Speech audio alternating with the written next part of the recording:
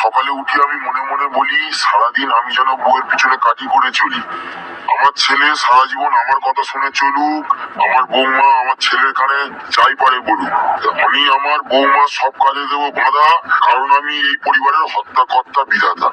দরজার শাশুড়ি এমন একটা জিনিস, সে বৌমা সব কাজে বাধা দেবে, সব কাজ করে। পরের বাড়ির মেয়েরা যতই ভালো করুক না কেন, দরজার শাশুড়ির কাছে কোনোদিন ভালো হতে পারবে না। তরকারিতে একটু যদি নুন কম হয়, সে নুন দিয়ে খেতে পারে, তবুও বলবে যে কেন এরকম হলো। সে সব কাজ পারে, তবুও যদি বৌমা সেই কাজটা না করে, বলবে কেন করোনি তুমি। তবে কি দরজা শাশুড়িরা ভাবে কি, বিয়ের পর আমার ছেলের বৌমা আসেনি, বিয়ের পর আমার বাড়ির চাকরা নিয়ে এসছে, কাজের লোক এসছে।